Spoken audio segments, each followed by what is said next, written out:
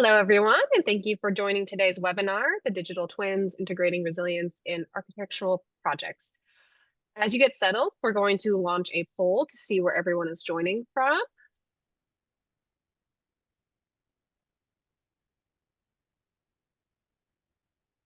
All right.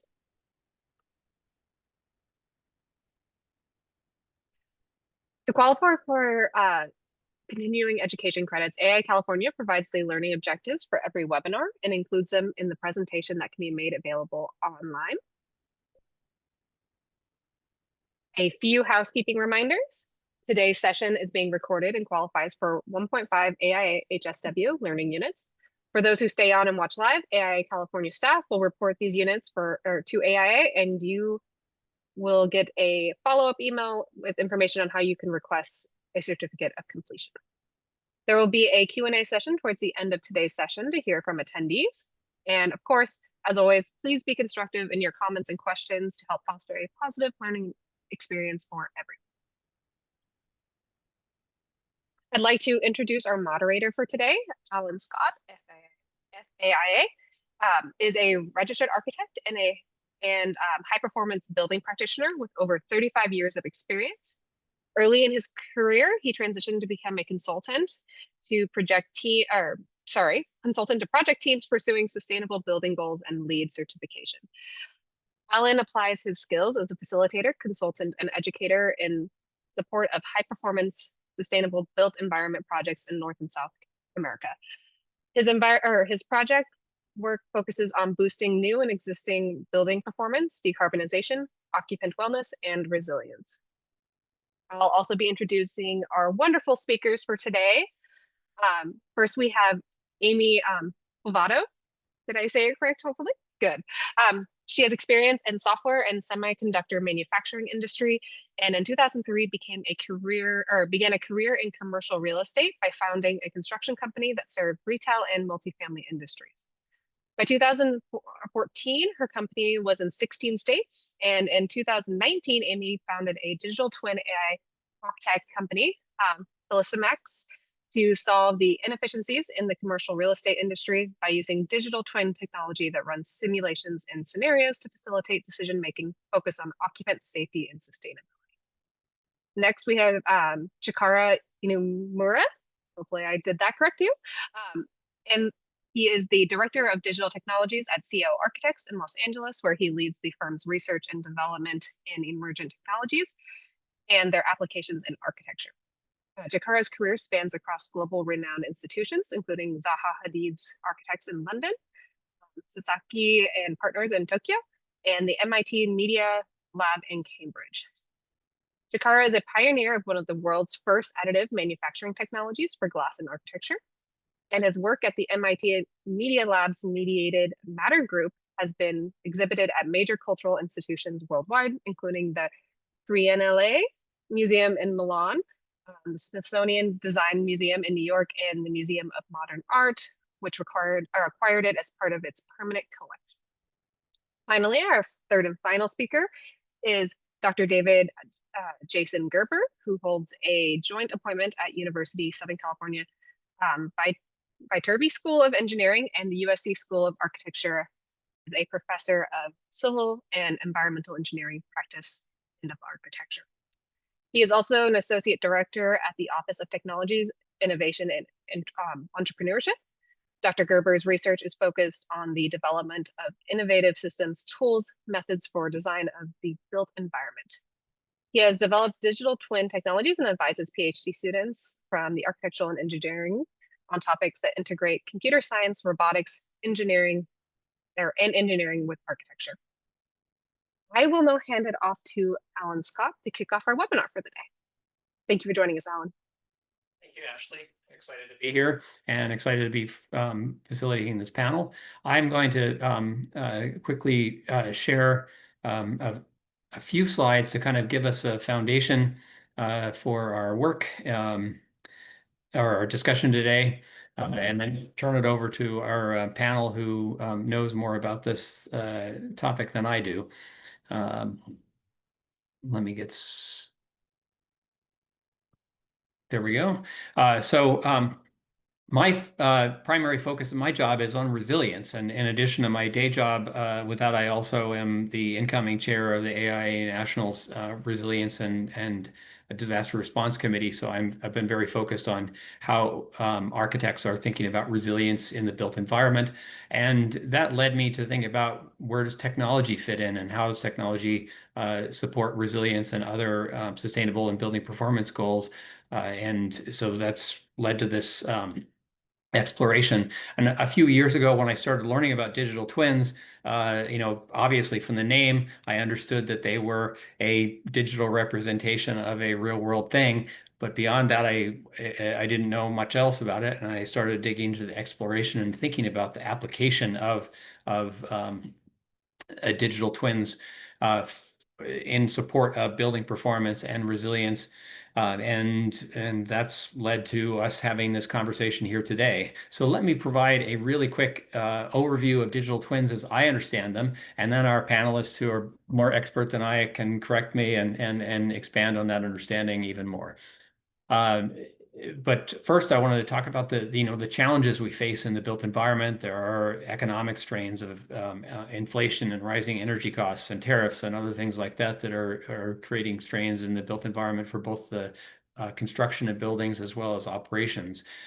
We have and a changing environment for tenant and occupant expectations in buildings. And so building owners are needing to think more about how do they attract and retain their tenants. Employers who occupy buildings are thinking about how to meet occupant expect or their employee expectations. We still have, and we have an increasing demand for reducing carbon emissions in the built environment. And we have a need to move beyond recycling to think about circularity in terms of materials that we build and maintain our buildings in. And we have an increasing frequency and severity of natural hazards. And so these are all challenges that we're facing. And I want to, explore, how do digital twins perhaps help us with these pressing issues. Um, Another thing that I think is important to understand is that, we're swimming in data. However, it's difficult to harness some of that data. There's data loss in between each phase of a project when we move from design into construction and construction into operations. And many of the applications that use data don't actually talk to each other, so there's not the interoperability. So, we're swimming in data, but we're hungry for insights. And so what we're thinking about here is what are some tools to harness that data and present it in a way that provides us insights that are useful for action in the built environment. And I believe that digital twins are part of that solution. So again, our panelists will correct me and expand on this, but at fundamentally, a digital twin is a synchronized virtual representation of a real-world facility, asset, or process, and are organized and updated throughout their life cycle. So I think about it in this way, that a digital twin will capture real-world data. It then computes that to figure out what it means. It then presents the output in a way that it can be consumed, and this facilitates the conduct of actions in the real world. So there's this kind of a cycle of capture, compute, consume, and conduct that the digital twins facilitate. When we think about value propositions of why one might adopt a digital twin, a key piece is this decision support, taking all that massive data and quickly supporting decisions. We also want to improve building performance as opposed to reactive maintenance to predictive maintenance. And so we have buildings that are run better and maintained better, thinking about buildings across their life cycle and managing those. There's oftentimes challenges with maintenance and operations staff and the ability to have the right expertise in the right place, and digital twins perhaps become a expertise multiplier. And in conjunction with building performance, we think about operational carbon emission reduction, but I also am really fascinated by the potential for digital twins to support us with embodied carbon relative to things like digital material passports in buildings to enhance the potential for circularity in the built environment. And of course, it's a risk management tool. And as I mentioned, natural hazards and climate change, the digital twins potentially can provide some informing proactive decisions to address impending hazards and recover afterwards. Digital twins are applied in design, in construction, and operation and maintenance buildings. So at each of those phases of a building life cycle, and then have different levels of complexity and application. I My understanding is a sort of the state of the shelf with digital twins is a lot of what passes for digital twins today is more at the represent level or visualization tool, but we're moving towards a more integrated approach where there's more simulation and predictive applications of a digital twin. And I think we're also here today to talk about that integration across those phases. So how can a digital twin actually migrate from design into operations of a building? And I think maybe interestingly, how can that loop back to inform the design of the next facility? So is there a robust post-occupancy evaluation that then informs designers of this process? So that's kind of a summary of where I see digital twins and what I'm hoping for this discussion. So we have a lot of questions we're going to be putting to our panelists about who's involved in creating digital twins and who maintains them. What exactly is a digital twin, and what are the benefits of that? When do you create one, and when do you apply it? Where are they applicable? Is it just something for mega projects and large firms to deal with, or is there a role for digital twins that small and medium-sized design firms and the average everyday project would benefit from? So we want to explore those scales of application, and of course, how is a digital twin created, and how do you maintain it?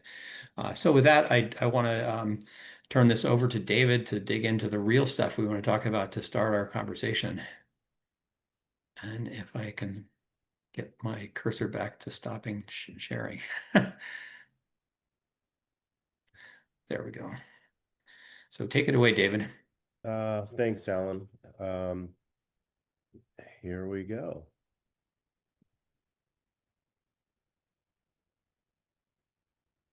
Huh.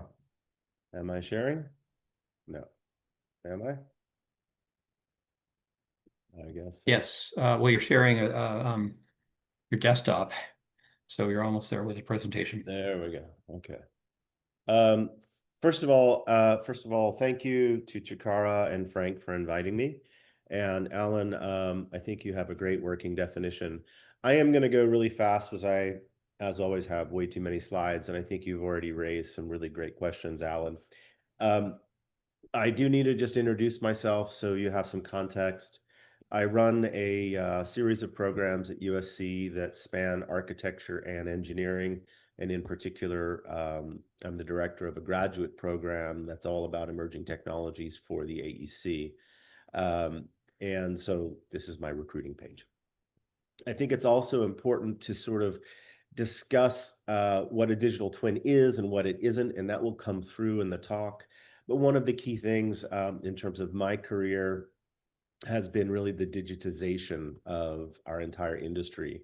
And one of the focal points for us in these programs at USC is really trying to up the ante in terms of not just BIM modeling, which is I'm sure something you're all doing, but rather BIM modeling plus a real deep sense for the data that can be harnessed across the value chain, as well as the inclusion of how things actually get made. So the manufacturing mindset should not be ignored if we want to address all of those value propositions that Alan was talking about on his slide.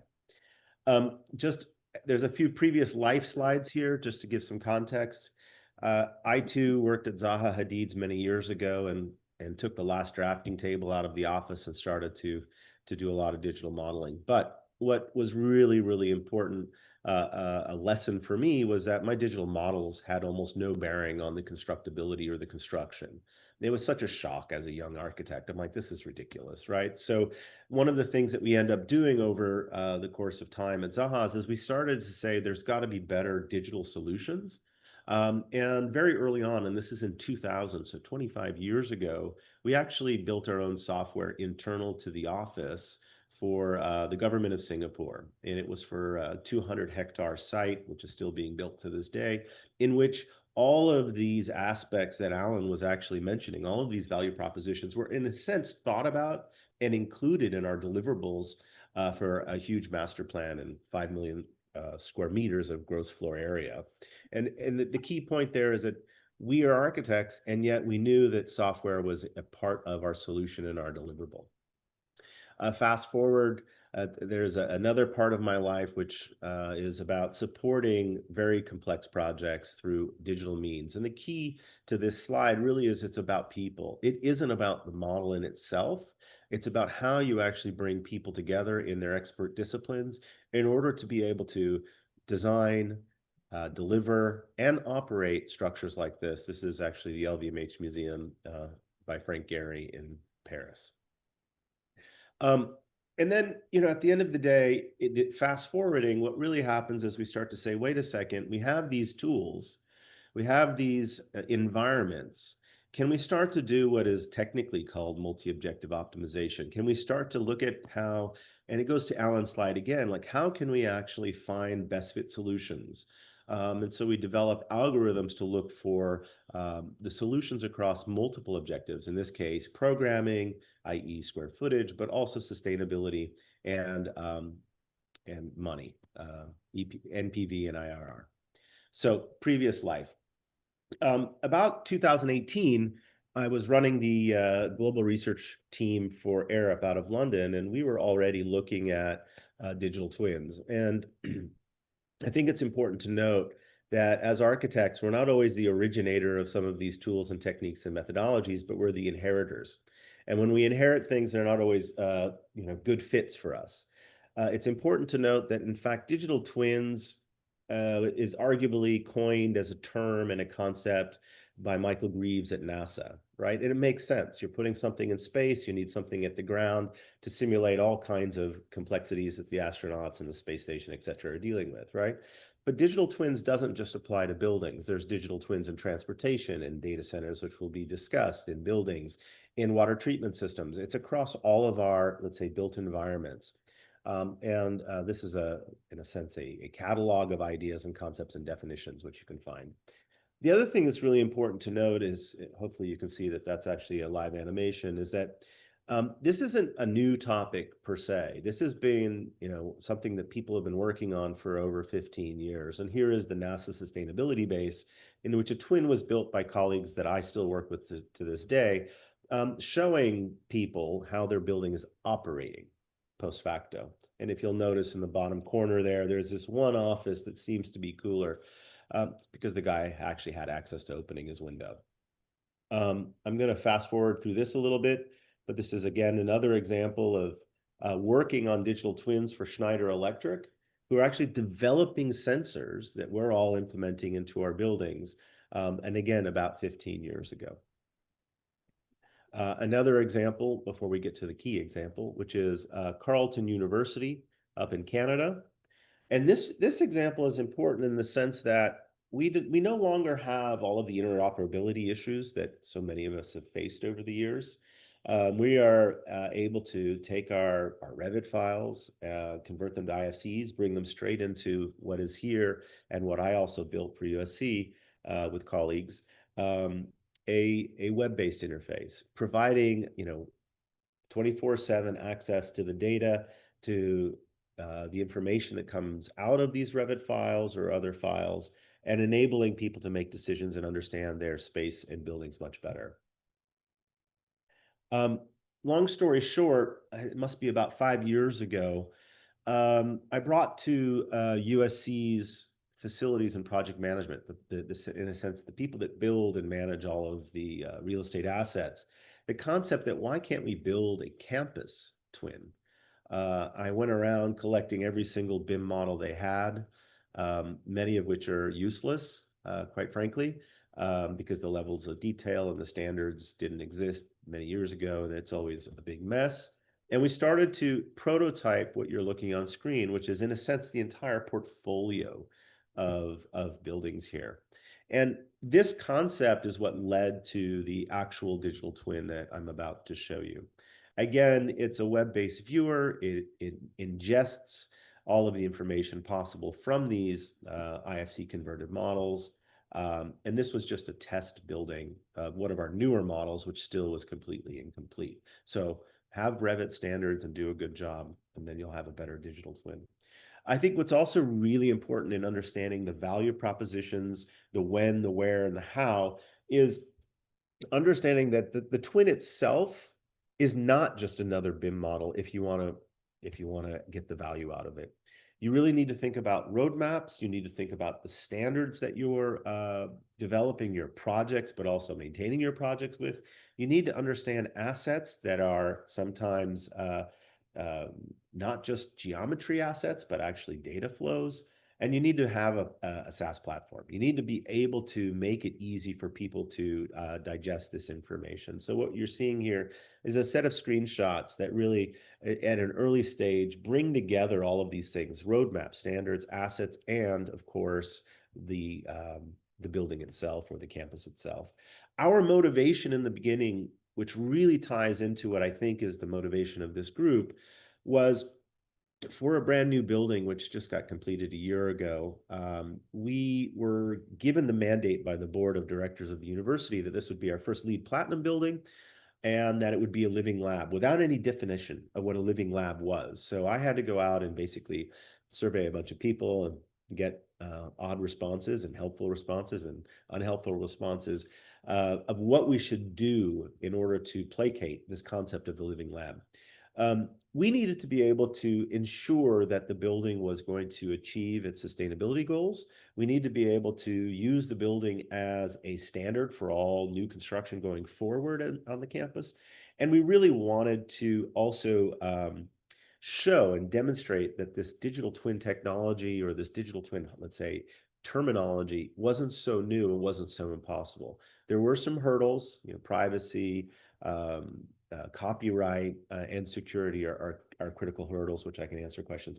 But what we were doing here is also implementing the standards, and what you're looking at really are WELL and LEED, for example, and being able to track that through the digital twin.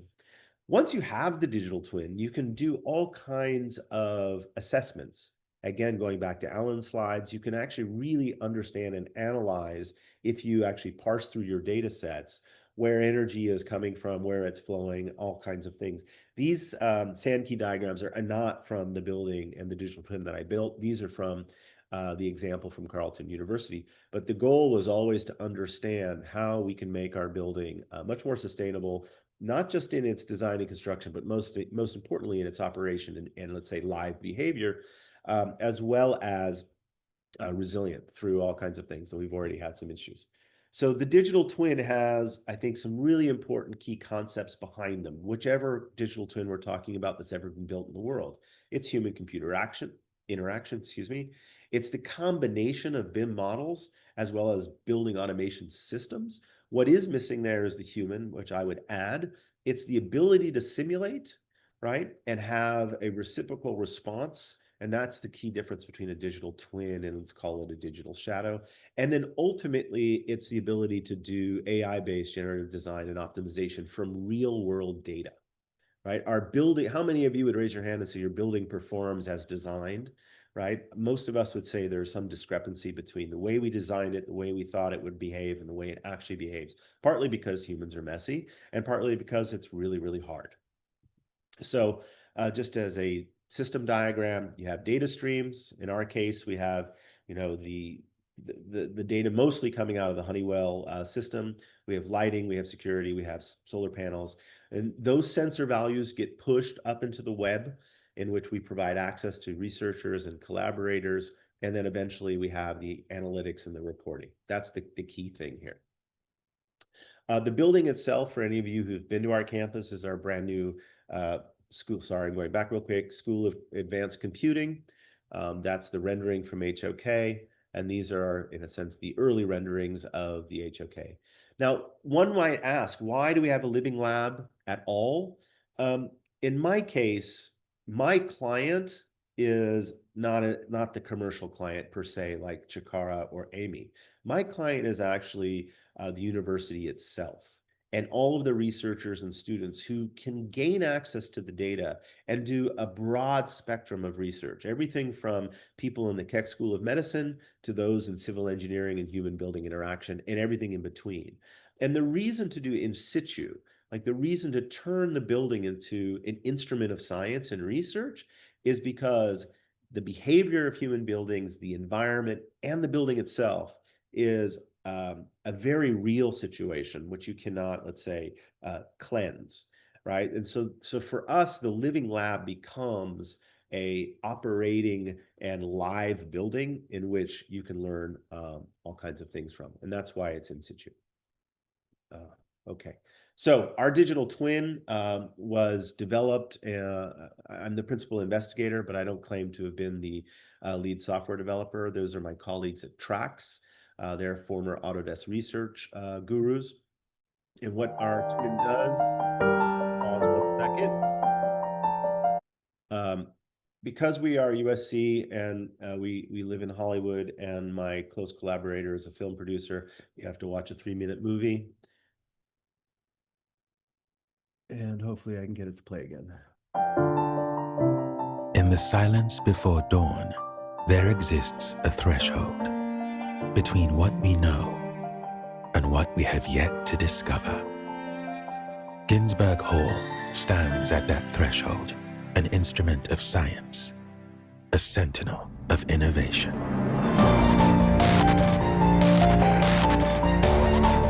This is not merely a building. It is a living lab where every sensor, every circuit pulses with the rhythm of knowledge. It listens, it learns, it evolves. Here, within this digital reflection, the building reveals its secrets. Energy flows like a silent river. Air currents are mapped like the winds of distant planets, captured and controlled by the building's intelligent systems. We are not merely observers. We are partners in an intricate dance between human and machine, between the physical and the virtual. With every touch, we reach into the unknown. Through the digital twin, we step past reality's edge.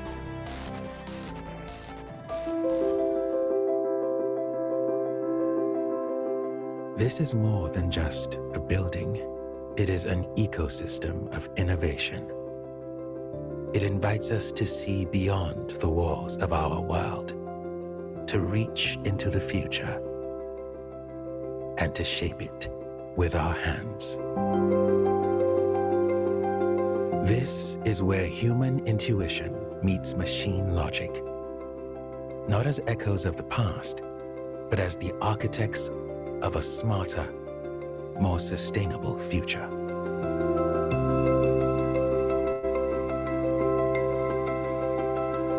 Step into a space where data and life intertwine, and knowledge transcends the ordinary. Join us in this living lab where we don't just dream about tomorrow, we build it.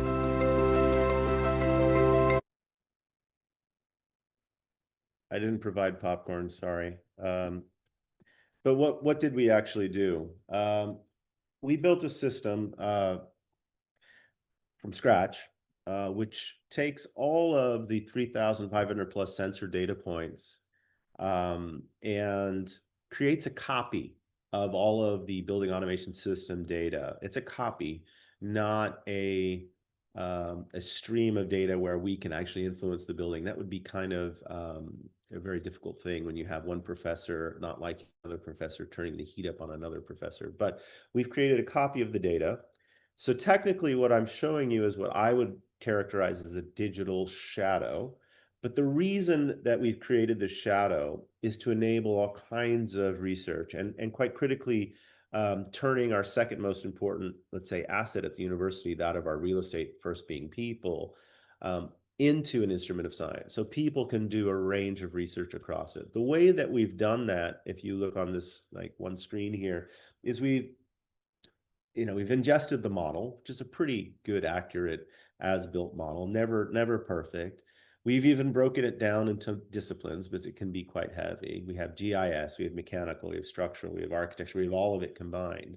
So you can look and parse all of this data in real time with the embedded sensors being located across those kinds of, let's say, visual and in-place streams. But we've also enabled, and this is quite critical, an API so that people can actually look at the data in any way that they want, and even made the API simple with a few Google Colabs. So through all of these interfaces, people can start to really explore how the building is behaving, as well as their own research trajectories. So this is operational, it's working. I'm technically getting data points every few minutes. We can up the ante or down the ante. It's pretty lightweight, it's on the web. You can create your own sort of views and stories about what you want to be looking at for whatever research purpose, whether you're actually the maintenance people or whether you're a researcher, they're both using it. And again, quite critically, as we move forward into an era in which more and more of the people consuming this data will be, let's say, AI literate, it's being able to actually use the data for their specific purpose and having the API to do that. We built tutorials for the APIs. You can actually retrieve a specific device. There's about 300 devices with many sensors in these devices across the entire building. You can query the sensor itself. You can look at the time series data, which is actually really quite important. And ultimately, this is open to people around the world, in fact, as long as they have a USC collaborator. I didn't build this for myself or my own home department. I actually built it for all departments. And this is a few screenshots of what it really looks like when you're looking at it in a 3D sense. Here we are looking at a VAV with a structural model behind.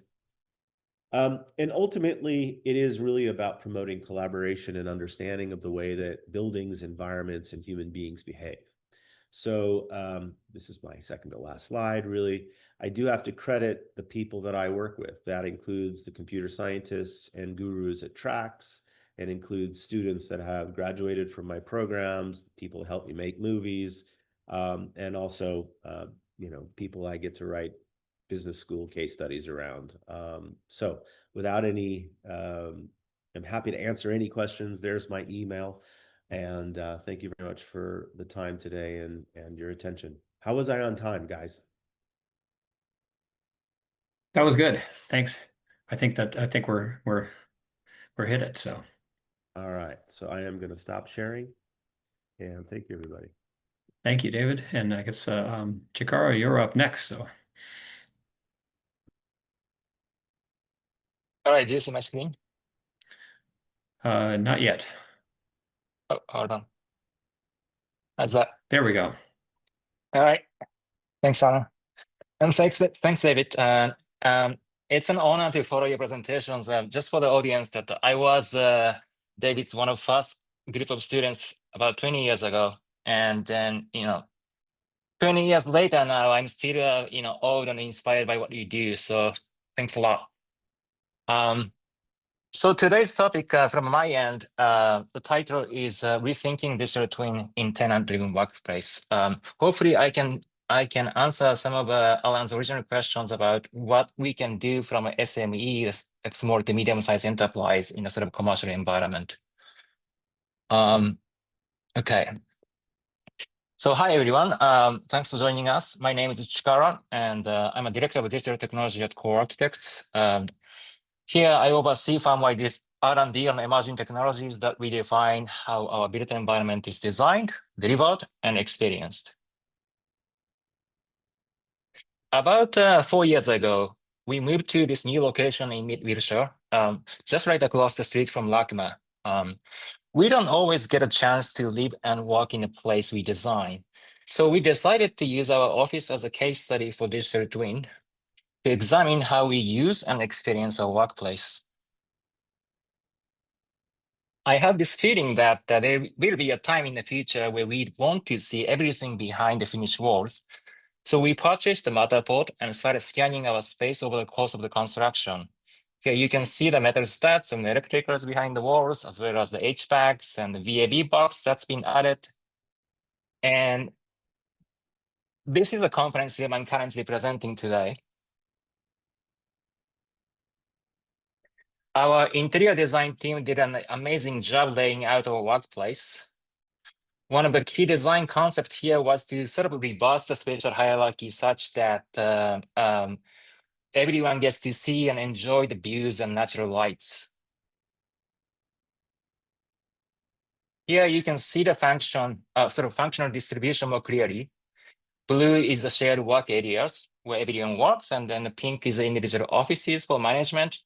Green is the conference rooms, and gray is the support areas such as kitchens, printer rooms, and fabrication shops. So the first thing we were interested in was to understand how we use our space collectively as an organization. We partnered up with this company, Robin, and then installed these tablets at every conference room such that we can streamline the room reservations as well as digitally replicating our activities.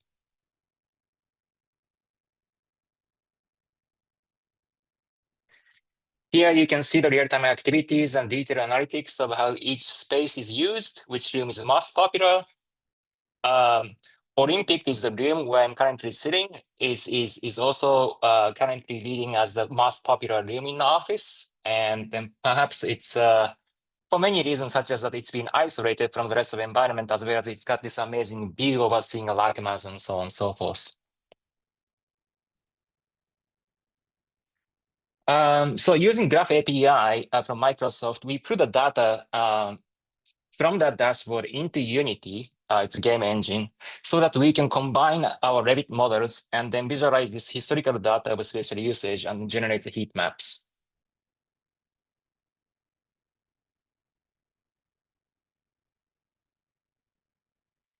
This is a sort of like a diagrammatic flowchart of how we stream the data together. So it's coming from Robins to Outlook and Outlook to Graph APIs, and then the Unity ingests both the 3D and the data sets, and then push it to the AWS cloud so that the user can see that live data as through the browser.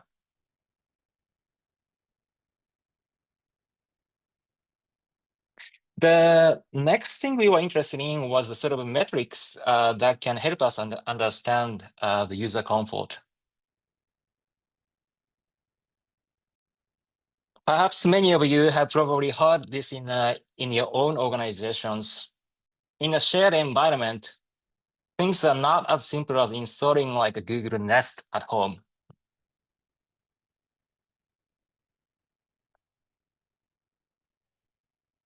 So we got in touch with our facility management office to see if we could gain access to a BMS, building management system, or the building automation systems.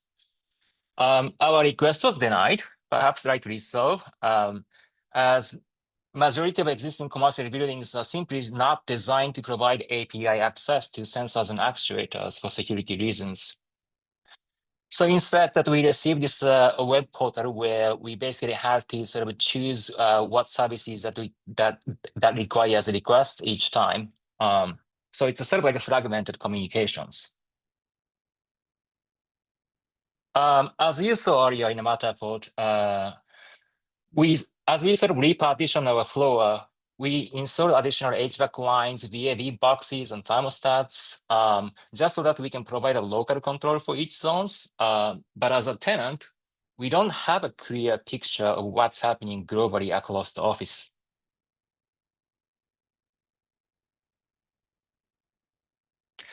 So first thing I did is that I went online and then bought this bunch of sensors. These are like, you can see that it's $1 sensors, but you'd be surprised how much we can actually do with these $1 sensor. So these sensors come with its own mobile applications, and then we've augmented our existing thermostats with these IoT devices so that we can retrieve the temperatures and humidity remotely. And then using a Raspberry Pi, I connected these IoT devices to an open source platform called Home Assistant, such that we can aggregate these data streams into a sort of one consolidated platforms. And then using a Postman, it's a sort of API platform, I pull this data from Home Assistant and then to an Autodesk Tandem.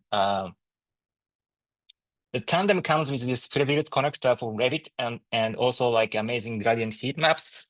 So we thought this might be a sort of a more scalable way to sort of building everything together instead of like doing everything from scratch in Unity.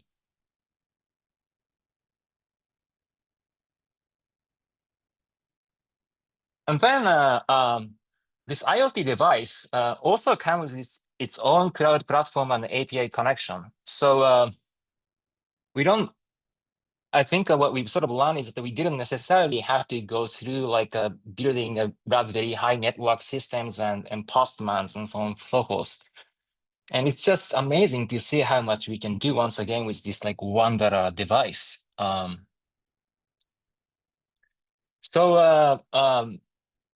What I did is that I sat down with ChatGPT over the weekend to put together this Python app and then host it on the Microsoft Azure so that we can essentially automate this entire API code process on the cloud.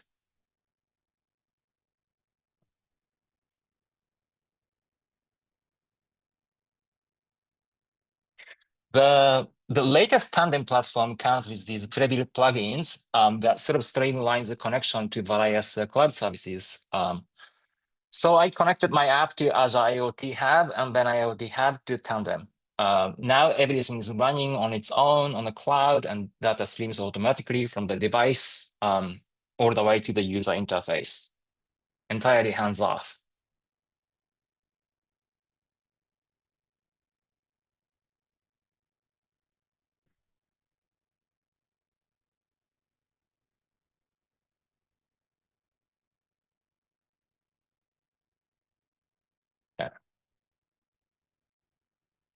So just to recap, that the earlier version was running a sort of like a home cooked device in a sort of local network with Raspberry Pi and Postmans. And then the next version was using a sort of native cloud API solutions that basically streamlines all the data sets and timestamp data sets all the way to the users. And then it just continues to operate on its own.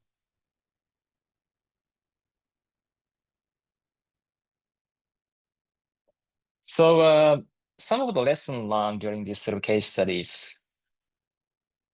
And the first question we had was, can we build a digital twin as a tenant or as an architect? And then the answer is yes. Without access to BMS or BAS, that's also yes. At a low cost, we've also proved that we could essentially build this $1 device. And then at the scale, I think with the latest sort of Tandem, I think we've sort of started to prove that it's possible to deploy this at the scale.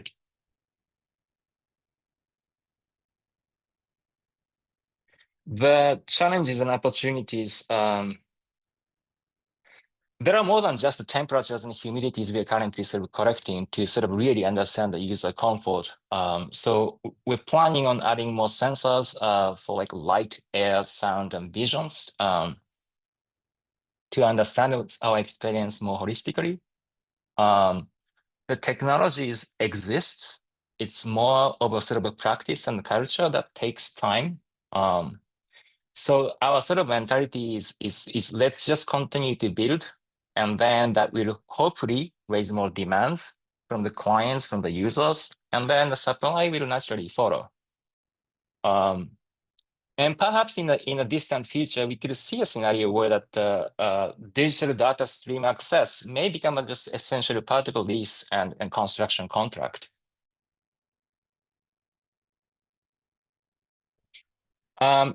With that, I'll end today's presentation, and then I'll hand over to Amy. Thanks, everyone. Thank you, Chikara. That was fascinating. I'm looking forward to diving in and discussing a little bit more about the lessons learned on that one when we get to the Q&A.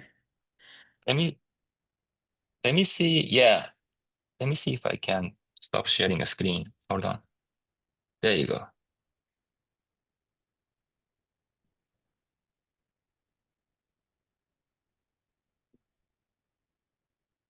So Amy, you ready? Oh, and look, you're muted. It's a Yeah, so Chikara, you're a big gray box. All right, there he is. Okay. All right. Okay, we're ready for me. All right. Let me share. All right, let's do this. All right, everyone. First of all, I am going to apologize in advance for my Southern drawl. I am from Austin, Texas, so you're just going to have to get over it. I am, I'll kind of introduce you who I am. So a couple of things. I've been in the construction and real estate industry for over 22 years. You kind of heard my bio at the beginning. I have been a real estate developer since 2008. So by the time I got to 2014, we were in 16 states, and I was mostly building retail, mixed use properties, and developing it large, like different kinds of mixed use, so hospitality, multifamily, kind of retail kind of stuff. Where I started.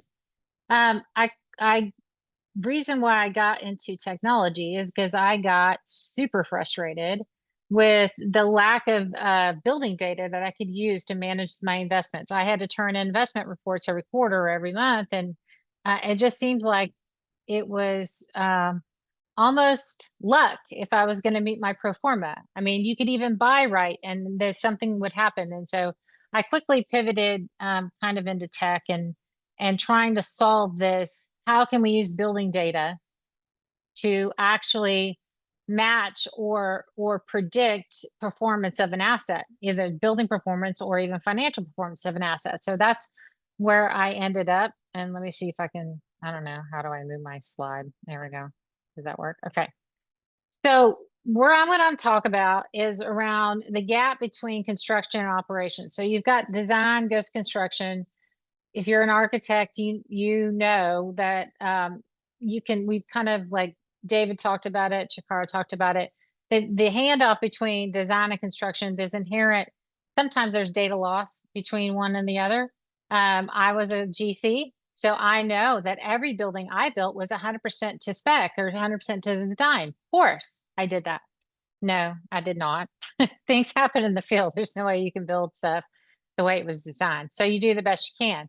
But the problem is that if you have design documents, as soon as you build something, those design documents are inherently flawed. There was no way. So to capture from design to construction to operations is kind of the goal of what Systemlex is trying to do today. So I'm just going to talk about the construction to operations handoff, but we are getting into the very beginning stages of site planning and building out digital twin models to understand the impacts of all sorts of different things. So right now, BIM handoff often becomes static, and I will tell you, I've been on plenty of job sites where they didn't even get a BIM. Like, it was like, here's your notebooks. Here you go. Have fun with that, right? That was the handoff after post-construction. And this is not, I'm not even talking about that long ago. That's a couple of years ago. Operations rarely aligns with design intent. David talked about this earlier. And obviously owner operators lack a connected lifecycle view. So when operations finally gets to it, typically it's after a developer has sold it to them. But even then, they weren't involved in the buy process. The operator wasn't involved in the due diligence process. So they're walking in blind almost. I mean, they know it's a building. They know what they're trying to manage. They've got some pretty good idea, but it takes, when I would go and do an acquisition on an asset, it would take us a year, a good 12 months or so to really understand that asset and to truly understand, when we're done finger pointing at one another on whose job it was to go take care of an issue. It really was kind of a bear. So this is kind of known in the industry, but there really hasn't been a solution to kind of solve some of this. So what I would say is that that's kind of where digital twins come in. They come in to kind of bridge the gap. So you can have from the very beginning of a life cycle of a project, during design, you're doing most of everything in Revit. I'm assuming that's predominant one. And so when you get done with design and you're trying to, even before then, before you even get to design, what I would tell you is we have a site outside of Austin, Texas. This is one of our customers. It's a 1,200 acre site that's going to be a data center and industrial park. What we are using our digital twin simulations for is, pre-design. It's figuring out on this site, based off of the power capacities and the land use and the ability for us to, we're going to have to do on-site power generation. So we can model out based off of, we'll model the power plant that's going to be on site, whether it's natural gas, nuclear, solar, natural gas fuel cells, whatever it might be. We're going to model that out. But as you go through a site like this, you're going to have, you're not going to just stick 2 gigawatts on a property. What you're going to do is you're going to do 100 megawatts. Then you're going to do 400 megawatts. Then you're going to do a gig. Then you're going to do 2, right? You're going to scale like this. So for the owner or the developer to understand, okay, at 100 megawatts, what does that look like?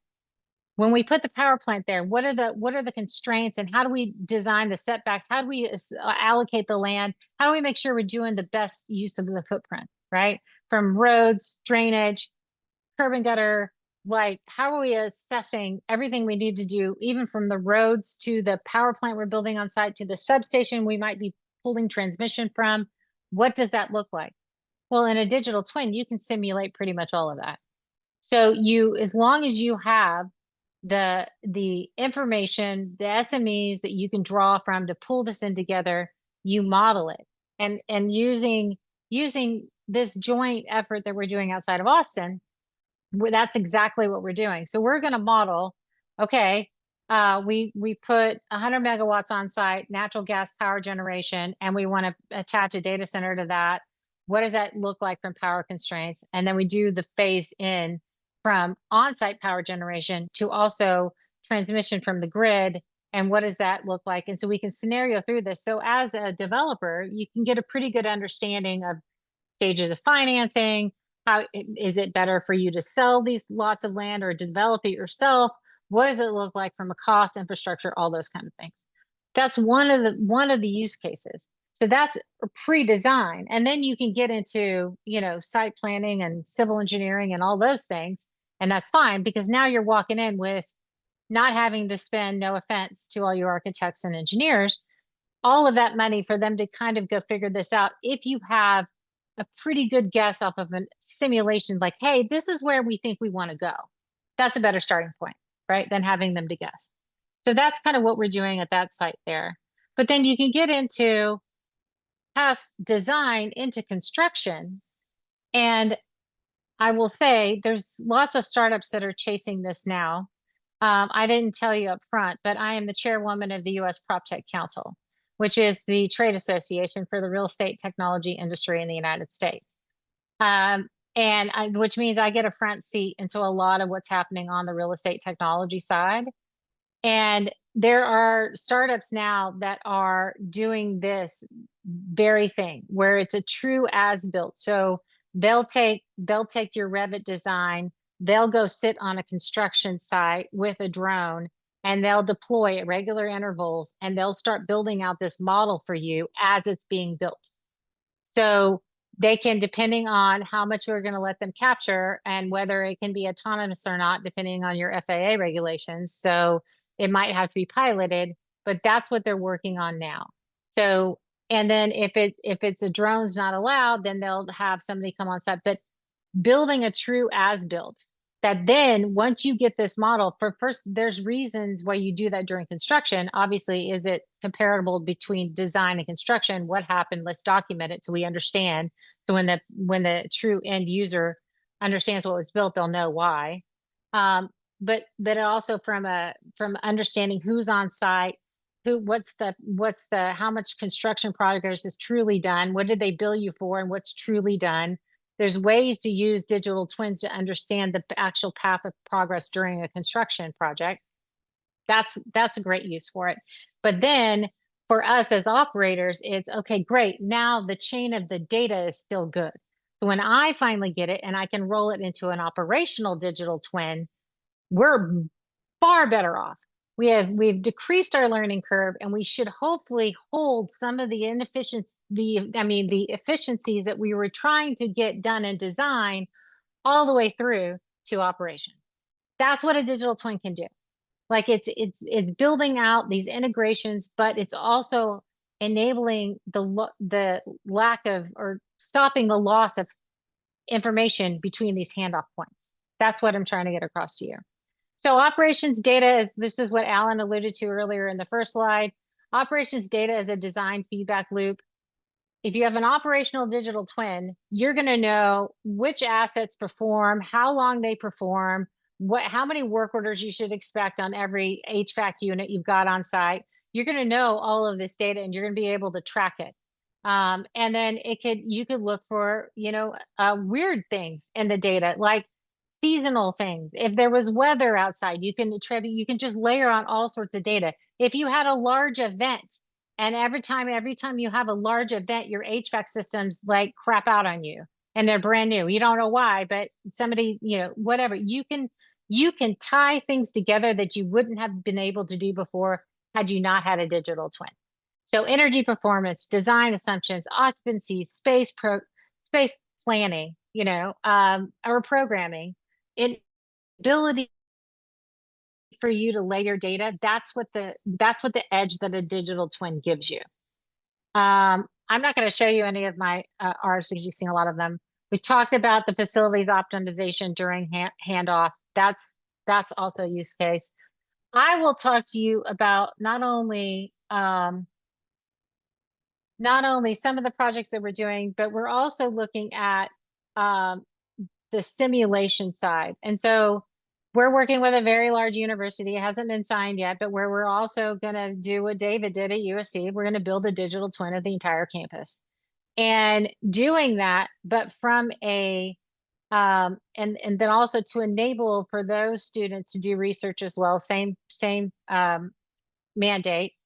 But we want to incorporate not only the digital twin of the campus, but then the surrounding area as well, because some of the use cases they're trying to solve are transportation planning. Like you have athletics facilities, and all of a sudden on game day, you've got 5x the number of people in your town that you had before. Okay, how do we manage this, this transportation problem that happens in the fall every year, and how do we plan for it? How do we, if during an election year, if some, wannabe president wants to show up to you, how do we handle that security nightmare without being able to guess or, run scenarios like in physical form? You can do that, all that kind of simulations, you could do that inside once you have the model to begin with, right? You can mimic, you can track, you can do all these great things, which is super useful so that's where you get a digital twin, where it goes past what David was talking about, where it's a digital shadow, to where you're actually doing simulations. You can do predictive things, and it becomes your sandbox. That when you're trying to make really good decisions about whatever, it's every decision you can make, you can run virtually before you have to experience it in the real world. And then track, was the simulation right or wrong? And how good was it? Was it not? Give that feedback to the AI model that built your simulation, and it just gets better over time. Benefits to you. Now, what I will say is, obviously, if you're building a building that is digital twin ready, or it has, and I need you to kind of understand what that means is, and I've been in construction for a very long time, and Chikara experienced some of this in his office, right? The systems that are put on these buildings, and while not architects are sometimes speccing these, and sometimes these are owners making those choices, but architects have very much influence over whatever systems that are going to be, bought for a building, designing it so that as we build out our IoT sensors, or as we build out our BMS systems, or what are those considerations look like, taking into account that there are digital infrastructure needs, and it's not just stick and manage Wi-Fi. And it's not, your IoT sensor locations can be detrimental. You could have an IoT sensor location that it was the dumbest location you could ever put one. It's basically a dead sensor, and there's no real data getting distributed to it. But also, if you don't have your digital infrastructure set up the right way, we have to manage as a digital twin cybersecurity all the way to the edge. Every IoT sensor we have to manage because it is a cybersecurity risk. So if you're putting 50 sensors when you needed 4, or you're putting 4 sensors when you needed 10, that's a problem. And sometimes those design considerations aren't made, and sometimes the architects aren't making those decisions, but the way you design your walls, the way you design your windows, the way you design your air ducts matter. And so if we're working through those considerations, I would just encourage you to work through those considerations on the technology that's going into that building, because your design matters there. And for us, we can model anything, and that's great. I can go model any building out there today, but if I'm not able to get really good sensor data because I'm blocked, because FYI 5G does not work really well in a building, and you're having to build out a very expensive DAS network, and just the way the build, just my thing. I'm going to get off my soapbox now. I'm exiting soapbox. Okay. But please be considerate of what that looks like for us as we're trying to go build out digital twins in buildings, because they do really great things.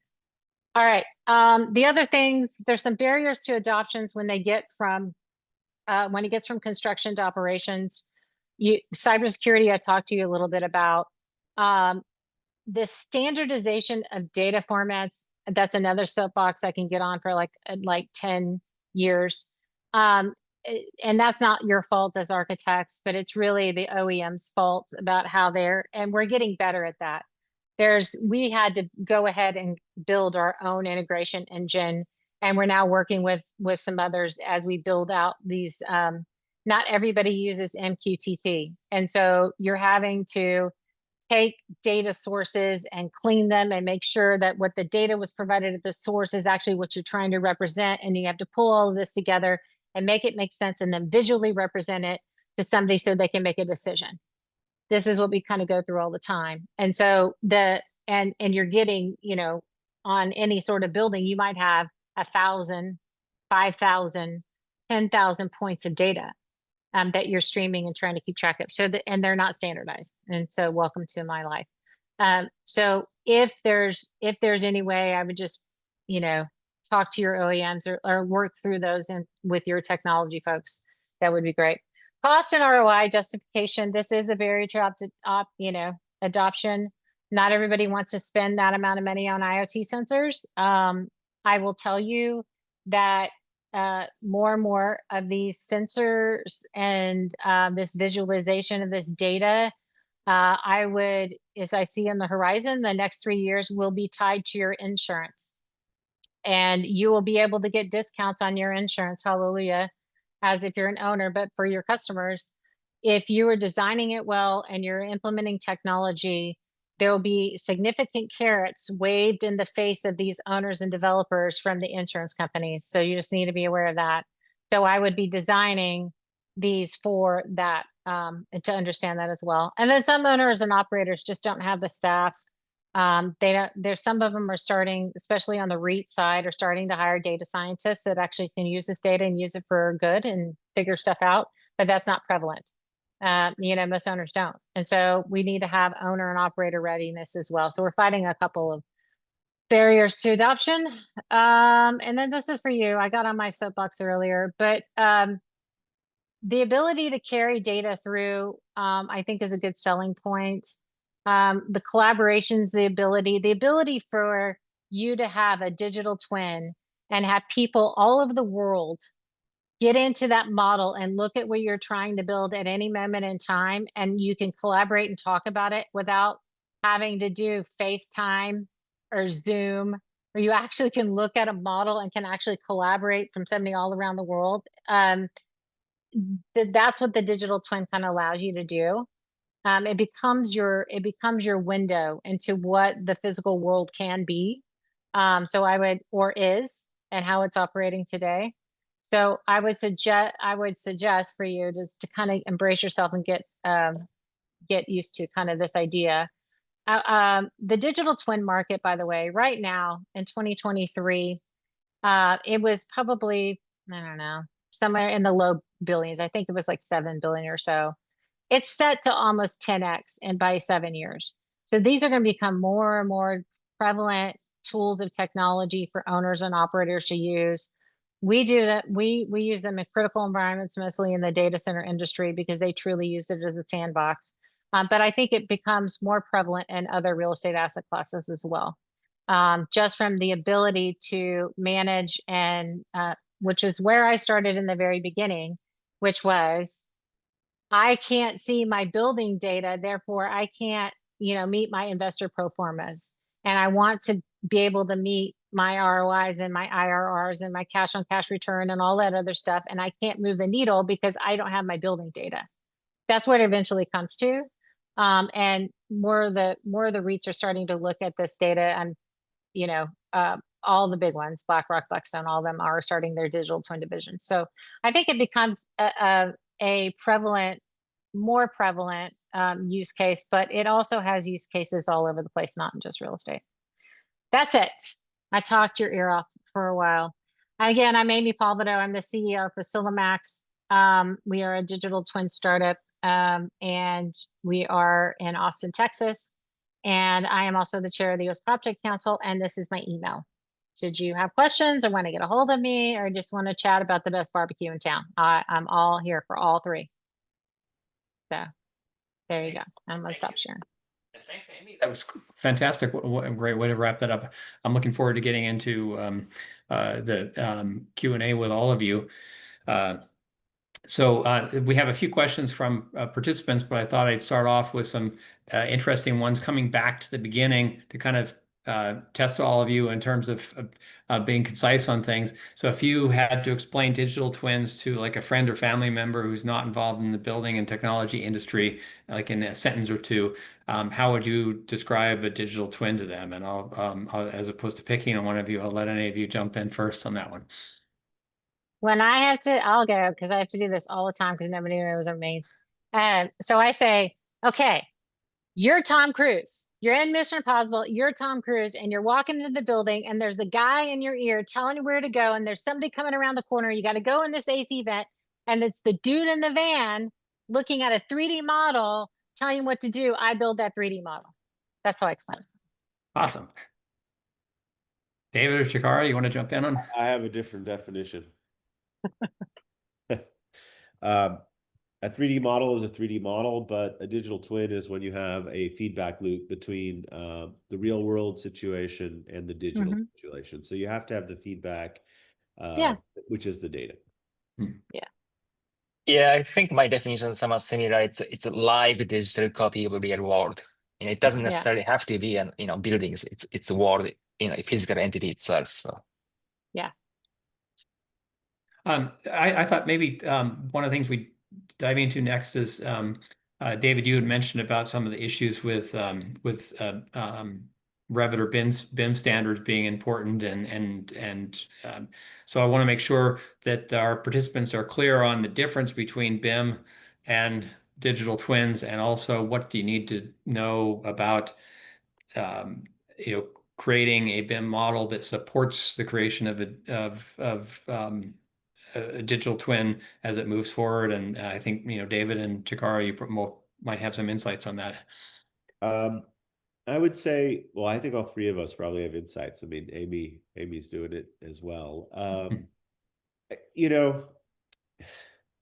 My career with BIM spans 20 years now, and the truth is that architects, and I'm one of them, we like to invent our own nomenclatures, our own office standards. There is no single standard from an architect to an engineering office to a contractor. So one of the challenges in all of the digital twins I've been involved in is how do you maintain a nomenclature or establish a nomenclature between the virtual entity, and that can be a Revit family, it can be a sensor, and the digital, right? And one of the things you don't want to do is end up having to name 3,500 plus sensors by manually, right? So there's always this issue in terms of which standard are we using. There isn't one, and everybody needs to know that going in. What I can say very specifically for the practitioners on the call is that when we started our project, which was 5 years ago, one of the things that I had learned from my colleagues who had built the twins that I showed you was the building automation system suppliers, of which there's only really 4 for big commercial projects. They like to create their own standard, and then they like to change the name of their devices at whim. And so I went to our project management team and I said, this has to be written in the contract that the naming of the devices and of the sensors has to be shared, and it cannot change at a whim. And so that's one of the things we anticipated, because we knew we were going to have a like for like between the digital and the physical environment. And we knew historically that that's one of the big bottlenecks to create this feedback loop that we were after. So establishing a naming convention, and also establishing under contract with the GC and the subs, the suppliers, that once that naming convention is established, it's not mutable at somebody's business whim. I don't know, Amy's smiling. Oh yeah, I'm like doing you want- circles, rounds of applause. Yes. Yes. Dear God. I only knew to do that, actually, quite frankly, from my colleagues who had built the twin for NASA and Schneider Yeah. and had experienced this before. It was like, it works for 3 months, and then Honeywell makes a change, and boom, or Schneider I makes know. and then it's I dead. know. Yeah, I know. Trust me. Mhm. Yes. Chikara, did you have anything you wanted to add on that? Yeah, I think one of the challenges that I particularly sort of face over the years is that there's a sort of diverse range of sort of communication protocol, like from MQTT to Zigbees, and then now that I think latest is probably a Matter. And that's somewhat sort of exciting sort of consortium. I think there's a sort of a shared agreement amongst all the sort of Fortune 500 sort of tech companies that, Mhm. this is an issue, the interoperability is issues across those fragmented devices. We should be able to have like a one sort of communication protocol that you can talk to each other's. So I think it's starting to sort of get defined and addressed. So I'm super excited about this as we sort of go through next phase. I not to take away from what Chikara just said, because he's right as well, which is now there's a whole set of protocols which differ, and people need to understand going in when they start to build these twins which protocols they're going to have to use and which Right. protocols they can convince others to use. And that again also applies to a very rapidly changing landscape as it relates to the cloud services. There's another critical point that I think your question, Alan, raised. We face 3 critical issues in the university context of developing our digital twin. Again, we built it from scratch. We did not want to go with our friends with Tandem, for example, because we're not in the commercial sense beholden to that. But we had 3 issues, which I think will relate to most commercial clients as well.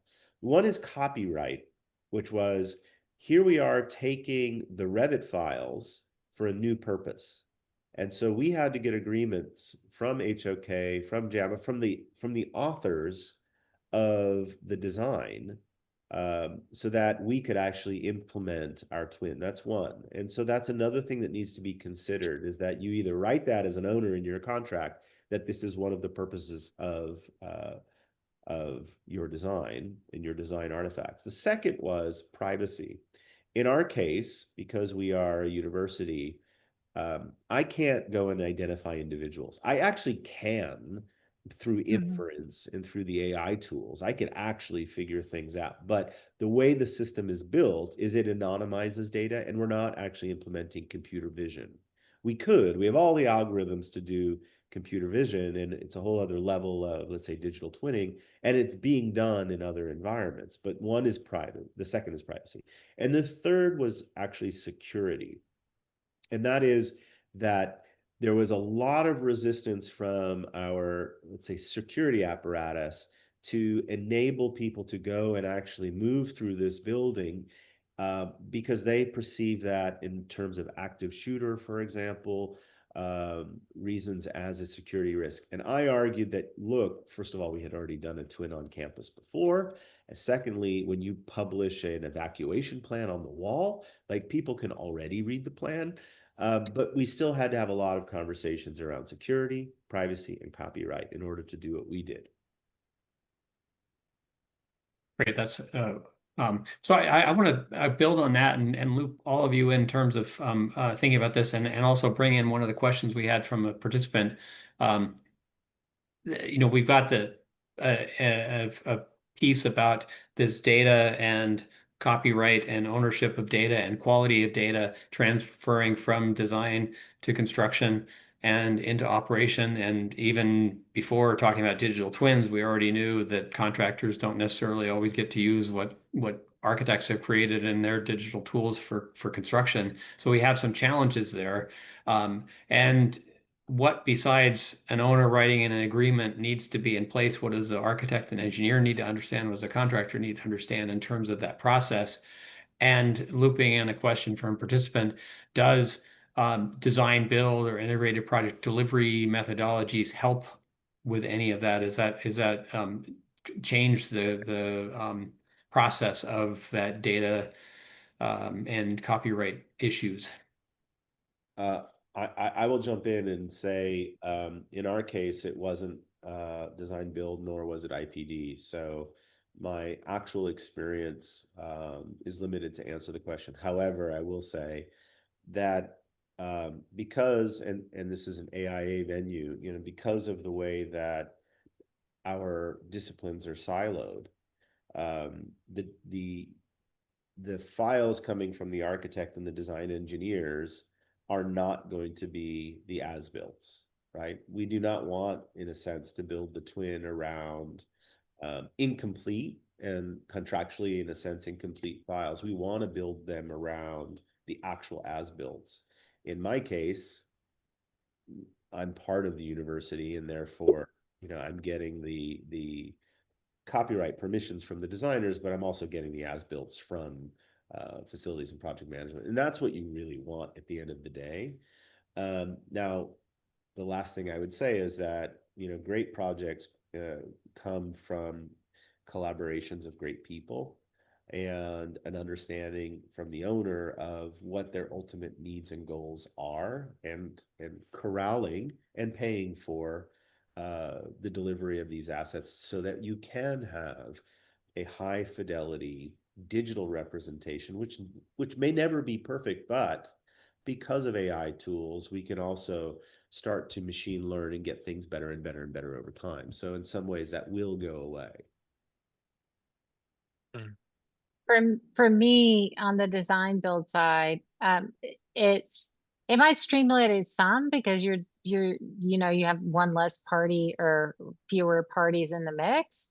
But you still have to understand it from the very beginning that we're doing this because, and we want to document this process all the way through the the next two handoffs.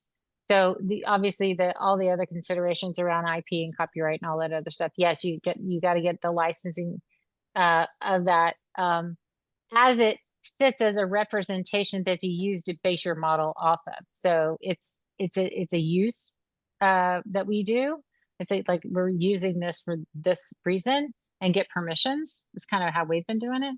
But yeah, and so you're just taking one less party out of the mix.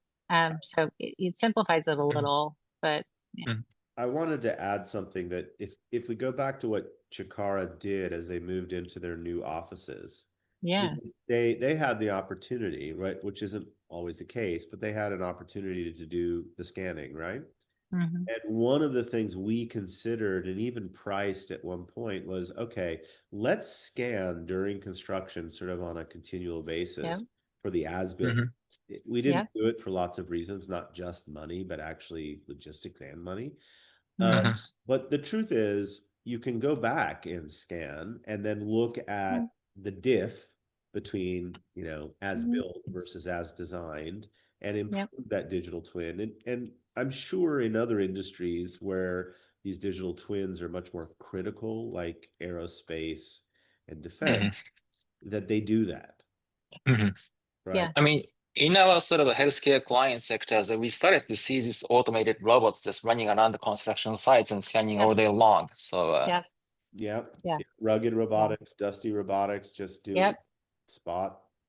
Yeah. And that And that helps improve the quality of the as-built that goes It into creates the. overhead, right? You still have to go and update the models. And that's the other challenge too with, let's say, a living digital twin on a building or on a complex mechanical system, is that things do get changed. They do get upgraded or they get fixed. And Yep. nobody really ever takes the time to go and update the binders on the full on the shelf, let alone the digital asset. However, if you have the digital twin, it's much more easy. Yeah. So for some of the projects, when they're doing those scanning, they start at like, you know, pre-site clearing and all of those kinds of things. And so you're really taking a beginning look and understanding, especially in the data center industry, those foundations are crazy, and you can't have any vibrations in a data center. So you have to understand soil movement, all these different things. And so you're going to take, no joke, a digital twin of the dirt, and then you're going to start there. And then you're going to go, and then you're going to look at how they're building the foundation. You can even do it by layer. Some people are really, they're all control freaks, man. So layer by layer and how they're doing that. And then you're going to look at everything around it. And, you know, and I will say, someone has asked me, when we do the power plant, that no, either like they can't go down. They have to have 5 nines. They have to be up all the time. But we're gonna have to model out like landscaping around it to see if there's a fire hazard, and that you're gonna have to model. We're gonna have to model just site on the site status. For us, it's not just the building; it's everything around that building that impacts that building and all that infrastructure that impacts that building. So it's interesting for sure, and we're probably going to use robotic drones and robotic dogs to kind of be walking around to capture kind of this information. And I will say that the only way we could be doing this is just the camera technology has exponentially gotten better, and the ability for computer vision to do some of the things and the recognition, and that's the only way Facilimax exists today. Like like there's no way. I mean, we could pay a bunch of people to walk around like security guards and do that, but they're not going to catch everything. Just a camera can catch so many more things, Mhm. but it's the AI behind it, and that makes the whole difference in the world for sure. And I would add to that, Amy, it's the kind of thing that we saw Chikara present, which is also Yeah. the fusing, the Yeah. ease in which somebody can actually now go and say, oh, I'm going to play with ChatGPT for a weekend and I'm going to code up my own connection Yes. to the API, which is what he did. I mean, it's Exactly. funny. It's funny when you actually do that kind of like code jam sessions that you quickly sort of realize that there's sort of 65% accuracy threshold, and then eventually sort of like you'll be sort of working with sort of interns, the ChatGPT being your interns, and you sort of like Yeah. teaching back and forth. But Yeah. still, you get the free sort of a resource. So. Yeah. I think I'm going to make an assumption a little bit about the audience, which I can't really see, but the thing that I would recommend for all of my architecture colleagues, really those that may be asked, like, what is this digital twin stuff? Should we have one? That kind of a thing, is that the more we can actually embrace the idea that our buildings do need to be tuned for operations, like they don't operate as designed very typically, but the more information and insight, going back to Alan's slides, that we can actually generate over time, the better we can actually tune the way we operate our buildings. And I mean, I'm in the fire zone here. If there's a fire, I'm losing everything I own. and we would be able to simulate the resilience much better than we can right now. So I think it makes me want to say that there's an opportunity for architects to also get a fee for bringing that to the table up front and saying these would be the requirements for us to help deliver in Right. collaboration with the builder and the owner a digital twin for your use. The question then becomes cost benefit analysis or just cost. And I Right. can't really speak to that per se. I could say what ours cost, but like ours is a unique one-off thing. But there is an opportunity for additional services, in my opinion, for clients that are receptive and smart about long-term asset holding.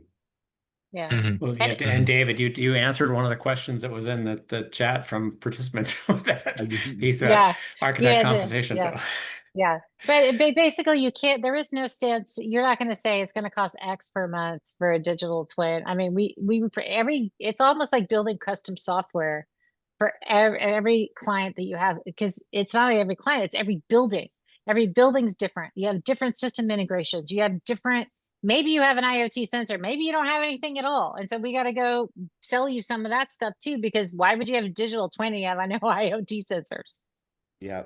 So, I mean, so you would, so you can't just say, I can't just tell you the price is X and it's a flat fee. No, it's everything's There's two custom. costs, I think, that Amy's Yeah. speaking to. One is, I mean, it's classic, right? It's first cost, second cost. One is the first cost. What are we putting in the building in anticipation of having the data to provide the insights and operational efficiency, right? And I went through this. I went around, I'm like, to my research faculty and colleagues, I'm like, what do you want to see in the building? And they didn't believe that I could make anything happen. So I got, nothing. Like, I just need an empty sensor box or whatever, right? Which is a true story. But eventually I proved to everybody, look, these sensors are being put in, not because of me, but just because they were designed that way. And that's first cost. And actually, they didn't cost very much because it's in most modern commercial university buildings, like, or data centers, they're going in, right? But then there's second cost. And I think if you're a homeowner, right, there is a cost to having a cloud service, but honestly, that's going to go to zero, or it's going to go to very, very small over time. And speaking to Amy's, prop tech world, there's going to be plenty of solutions out there which will compete on price. And it's just a better nest in a sense.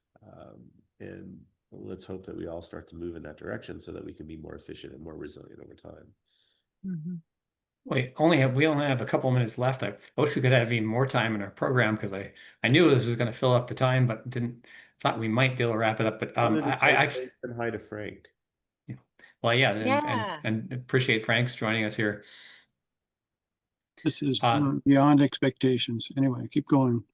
So maybe really quick from all the panelists, we talked about the cost, and I think that we haven't gotten to that fully yet. But there's a question about sorting out that cost and benefit analysis, and also even how do you get started. And so I'm going to actually pick up on this last question that one of the participants answered, and who are the professionals who do this, and who's qualified. So how can you get help to get started on this, to decide, is a digital twin right for your project? How much is it going to cost? What's the benefit? How does somebody get started with that, and who do they talk to? I'll jump in and say my case is an outlier, but I have an answer for the audience. The Okay. answer for the audience, in my opinion, is actually to have your architect be part of the conversation, and maybe in some cases help you lead that conversation where they're knowledgeable. Like, I mean, if you're with co-architects in Chikara, or if you're going with Amy, you're obviously dealing with knowledgeable people, and they're not going to necessarily sell you somebody's solution. They're going to talk you through, these are the affordances and the limitations, but that's how I would approach it. Yeah. Any other thoughts on that closing? Amy, please. Yeah, so I will say digital twins, while I mean, we're talking about it, if you look at the market, and I know it's growing and it's going to grow super fast, but that's just like a little small sliver of the market still. It's not widely adopted. If you're looking all across all asset classes, I mean, nobody's got a digital twin. Like, it's like, let's be real. so what you're going to need and what we're finding is, so when I go and build out these models for the people I'm building them for, the skill set that I need people who know how to use gaming engines, because we build everything in Unity and Unreal and Omniverse. I'm an NVIDIA startup. So, but these gaming people don't know real estate. So I need BIM modelers and I need people who know gaming software. It's like this weird hybrid person. And I wish I could build, robots that could do this, but I can't. I don't know how to build robots. But that's the key behind it. Every like I said, every building, like if I was doing a 5,000 square foot building that had 15,000 sensors versus a 1,000,000 square foot building warehouse that had 4, there's just the integration piece is what drives your costs. So we just need to understand what their use cases are, what they're trying to model, what they're trying to build from. And then once we can do that, and then build the simulations from it. I hate to say it depends, but I'm gonna do an it depends. It does. It really depends. But you're gonna see probably costs in the hundreds of thousands ish, maybe. Don't quote me. Depends on what size your stuff you're doing. And then you got the hosting cost for it. Don't forget about that. Like once you get the model built, if I'm doing it for university, the university is going to want to host that model, right? If I'm doing it for an office building, well, they might not want to host it. They might want me to host it because they don't know how to host anything. So you're just going to see some of that. So it depends. I guess I think we're at time. So Amy, Chikara, David, thank you so much. I learned a lot from you. My knowledge of this is expanded. I hope that's true for the rest of the participants. We barely scratched the surface of this topic. I think we might have to come back to this and dive into it more to help people get up. But thank you for your time and insights, and thank you for participants for your great questions. Ashley, I guess I turn it back to you. Yeah. I can only echo what Alan said. This was such an informative session, and I'm certain that everyone's walking away with a lot more knowledge than they came in with. Well, thank you guys all for participating in this session. If you were here for the entire session or for the minimum amount, you will be receiving your certificate and be uploaded for attendance within the next few days, and expect an email follow-up within the next 10 days. Hope everyone has a great afternoon. Thanks, everybody. Thank you all. Thanks for Thank having you me. all. Bye, Frank.